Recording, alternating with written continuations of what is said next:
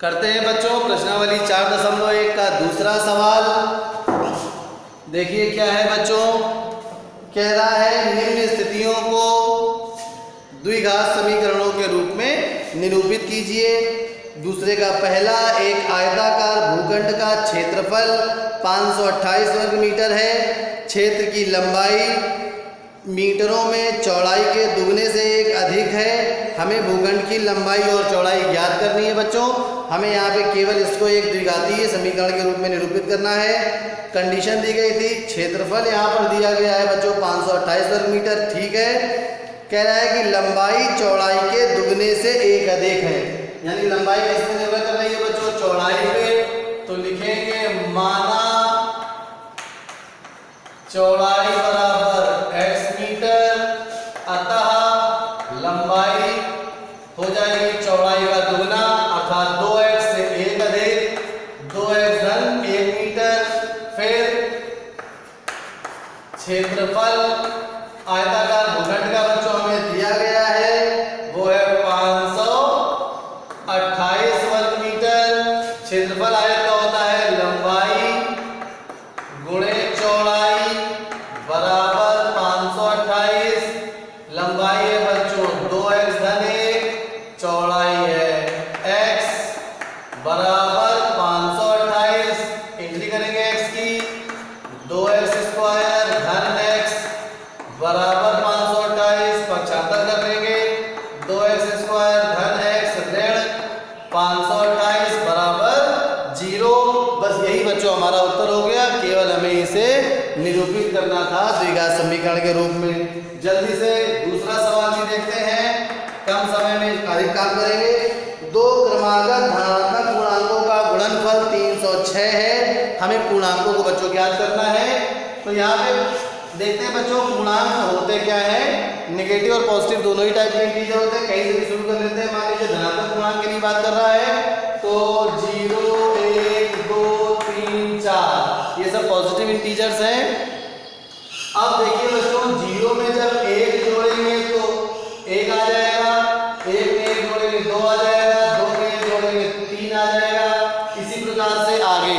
तो हमें ये पता चल रहा है बच्चों कि किसी पूर्णांक के आगे वाला पूर्णांक उसमें 1 जोड़ने पे आता है। इनमें से अगर मान लीजिए कोई पूर्णांक x है तो अगला उसके बाद वाला x + 1 होगा, उसके बाद वाला x + 1 में 1 जोड़ेंगे तो x + 2, इसके आगे वाला x + 2 में जोड़ेंगे तो x + 3 एंड सो ऑन। जितने आपको पूर्णांक मानने हो आप इस प्रकार से बच्चों मान सकते हैं। कह रहा है कि दो क्रमागत धन पूर्णांकों का गुणनफल दिया गया है, तो हम लिखेंगे माना प्रथम धन पूर्णांक बराबर x। देयरफॉर अगर प्रथम x है बच्चों धन पूर्णांक तो द्वितीय धन पूर्णांक क्या हो जाएगा, x + 1। अब इनका गुणनफल प्रश्न में बच्चों दिया गया है। गुणनफल कितना दिया गया है, 306। तो बराबर हो जाएगा बच्चों 306। गुणा कर लेंगे दोनों का, x गुणे x + 1 बराबर 306। फिर से इसको गुणा करके मानक रूप में आंसर लिखना होता है हमें हमेशा। x स्क्वायर धन x 306 का पक्षांतर कर लेंगे, ऋण 306 बराबर बच्चों आ गया 0। ये हो गया हमारा दूसरा भाग। चलिए जल्दी से करते हैं तीसरा भाग। कह रहा है रोहन की माँ उससे 26 वर्ष बड़ी है। तो यहाँ पर रोहन की माँ की आयु रोहन पे निर्भर कर रही है। तो लिखेंगे माना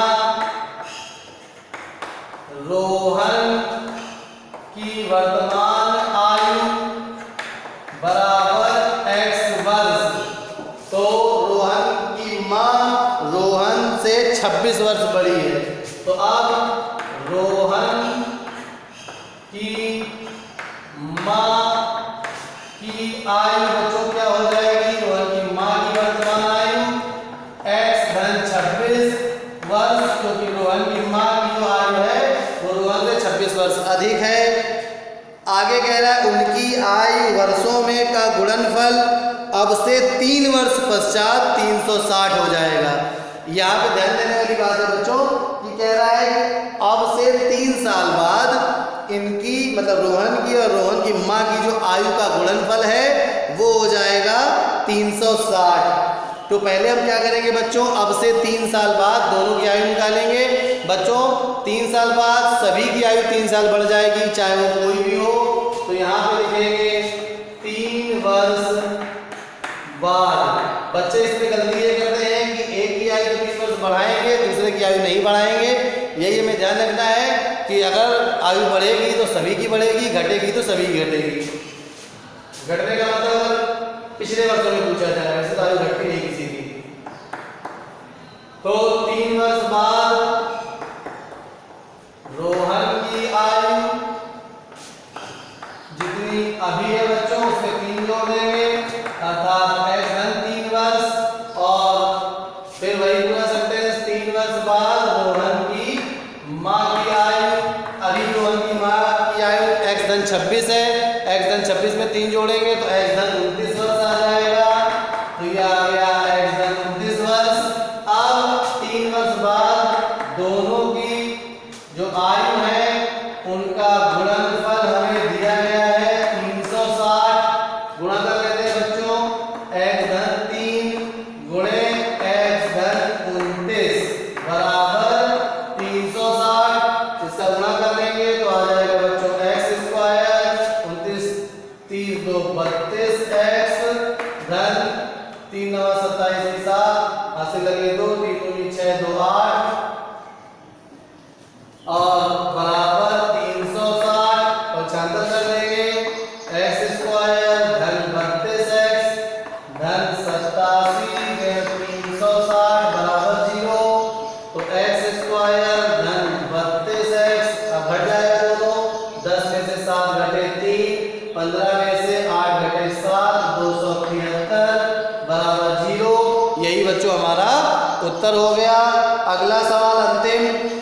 एक रेलगाड़ी 480 किलोमीटर की दूरी समान चाल से तय करती है। यदि इसकी चाल 8 किलोमीटर प्रति घंटा कम होती तो वह दूरी को तय करने में 3 घंटे अधिक लेती। ठीक है, हमें रेलगाड़ी की बच्चों चाल याद करनी है। चलिए जल्दी से करते हैं, समय है कम, फटाफट आगे बढ़ते हैं। इसका सेंटेंस फ्रेम करते हैं। ये है बच्चों दूसरे का अंतिम सवाल, चौथा नंबर। यहाँ पे रेलगाड़ी की चाल याद करनी है तो यहाँ पे लिख लेंगे माना रेल गाड़ी की चाल बराबर x किलोमीटर प्रति घंटा। अब कह रहा है बच्चों एक रेलगाड़ी 480 किलोमीटर की दूरी समान चाल से तय करती है। तो यहाँ पे जो दूरी है बच्चों वो है 480 किलोमीटर। उसके बाद यदि इसकी चाल, अब यहाँ पे बच्चों दूरी और चाल आ गई तो यहाँ से हम सामान्य समय निकालेंगे, यूजुअल टाइम कितना लग रहा है। क्योंकि ये सामान्य चाल है तो सामान्य समय कितना लग रहा है बच्चों, समय बराबर होता है दूरी बटे चाल, अर्थात 480 बटे x घंटे का यूजुअल टाइम लग रहा है। अब कह रहा है यदि इसकी चाल 8 किलोमीटर प्रति घंटा कम होती तो अब यहाँ पे ये रेलगाड़ी की यहाँ पे लिख दे रहे हैं सामान्य चाल थी, अब यहाँ पे लिखेंगे नई चाल। अब इसकी चाल कम हो गई, पहले x किलोमीटर प्रति घंटा थी, अब x 8 किलोमीटर प्रति घंटा हो गई। तो उसी दूरी को तय करने में 3 घंटे अधिक लेती। तो अब बच्चों दूरी तो वही रहेगी, अब समय क्या आ जाएगा, समय बराबर फिर से दूरी बटे चाल, 480 बटे x माइनस 1 घंटा आवर। अब यहाँ पे बड़ी समझने वाली बात है बच्चों, अब ये कह रहा है कि उसी दूरी को तय करने में 3 घंटा अधिक समय लगता है, यानी पहले जो समय लग रहा है और जो समय अब लग रहा है उसमें 3 घंटे का बच्चों केवल अंतर है। तो यानी यहाँ पे लिखेंगे समयों में अंतर। अंतर कैसे आ गया, क्योंकि चाल कम हो गई है, वो 3 घंटा है बच्चों। अंतर अगर धनात्मक है तो वो बड़े में से छोटे को घटाने पे ही आएगा। तो यहाँ पे बड़ा क्या है बच्चों, समय बड़ा कौन सा होगा जब चाल कम होगी, अर्थात 480 बटे x माइनस 8। अब समय लग रहा है, पहले समय कितना लग रहा था 480 बटे x बराबर 3। अब जल्दी से इसको हल करने का भी एक तरीका आपको बता देते हैं, समय ज्यादा हो रहा है, 480 वैल्यूज ले लेंगे तो 1 बटे x माइनस 8 ऋण 1 बटे x बराबर 3। 480 को उधर भेज देंगे, यहाँ पे लासापा आ गया x माइनस 8 इंटू एक्स बराबर 3 बटे 480। यहाँ पर आ जाएगा x माइनस एक्स प्लस 8, ये कैंसिल हो गया बच्चों, ये आ गया 3 एकम 3, 3 जगह 18 160, तो ये गुणा करेंगे, यहाँ पे आ जाएगा x स्क्वायर ऋण 8x बराबर 160 होगा, तो ऋण का 160 बराबर 0। यही बच्चों हमारा उत्तर है। चलिए धन्यवाद, उम्मीद है आपको समझ में आ गया होगा।